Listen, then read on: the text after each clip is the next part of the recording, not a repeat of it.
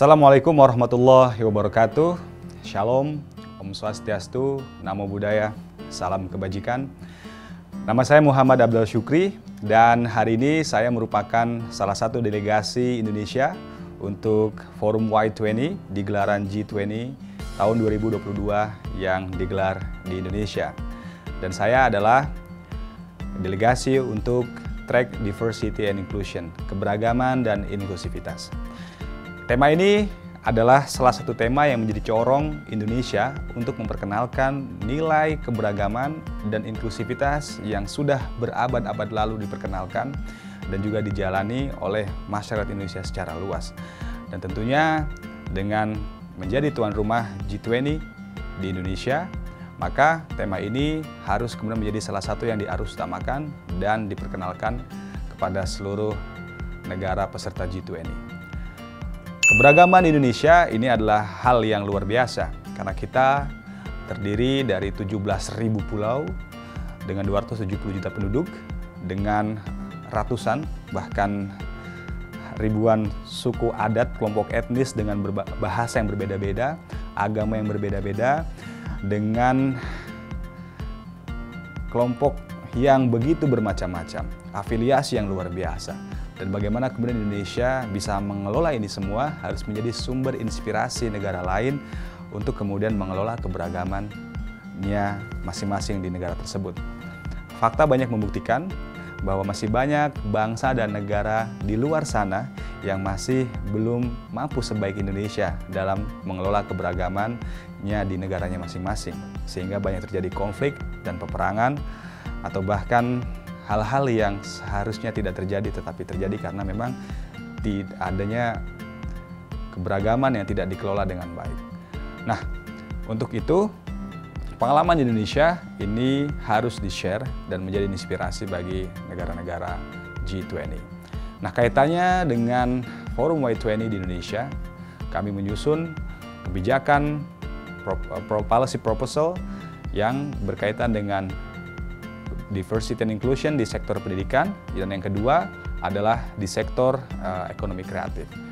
Di sektor pendidikan tentu kita melihat masih banyak ketimpangan yang terjadi, baik itu dalam artian keberagaman dari sudut pandang latar belakang masing-masing murid ataupun penyelenggara pendidikan, atau juga latar belakang secara kewilayahan. Bagaimana kemudian keberagaman baik secara culture maupun wilayah ini juga menjadi tantangan tersendiri bagaimana orang dengan latar belakang yang berbeda atau orang dari kota dan wilayah yang berbeda bisa mendapatkan akses pendidikan yang baik dan setara sehingga mereka memiliki kesempatan yang sama pula untuk meraih masa depan yang sama, kemudian juga mendapatkan pekerjaan yang layak. Tentu harus disusun kebijakan-kebijakan yang bisa memotong gap, bisa memotong dan menyelesaikan permasalahan itu semua. Dan juga lebih penting lagi bahwa dari sudut pandang ekonomi kreatif ini juga menjadi hal yang tidak kalah penting. Mengapa? Karena ini bisa merupakan jalan alternatif untuk menuju kemakmuran, menuju kesejahteraan. Biasanya 10-20 tahun yang lalu anak muda ketika ditanya apa cita-citanya, maka akan menjawab satu atau dua profesi tertentu.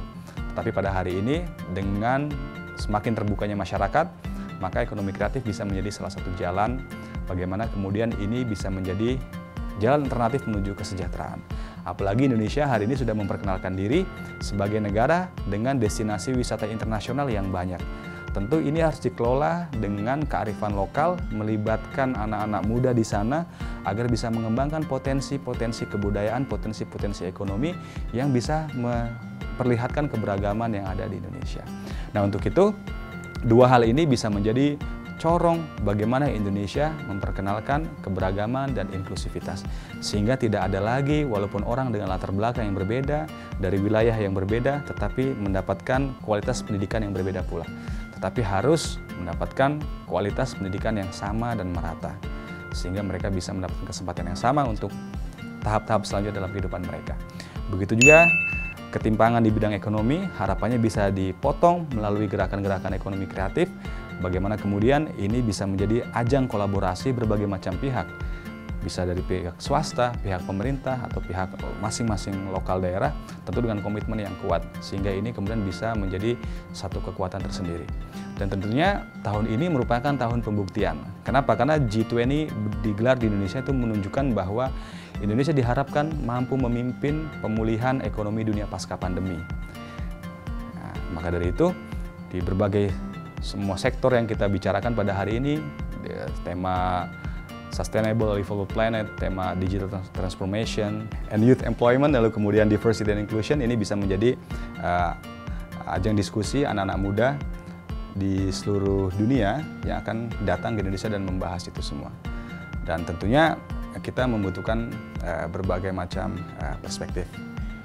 Dan kita semua bisa merangkul semua sudut pandang yang ada di Indonesia. Dan kami berharap juga bahwa keterlibatan anak-anak muda ini penuh dan masif dan holistik.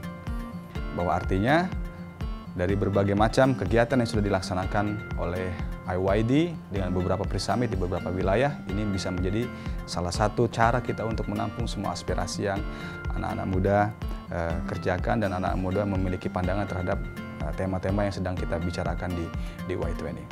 Nah, lebih dari itu semua, sebagai penutup, saya ingin mengingatkan kepada teman-teman semua, terutama teman-teman muda, bahwa untuk anak-anak muda, pemuda seperti kita, jangan semua tinggal di kota-kota besar.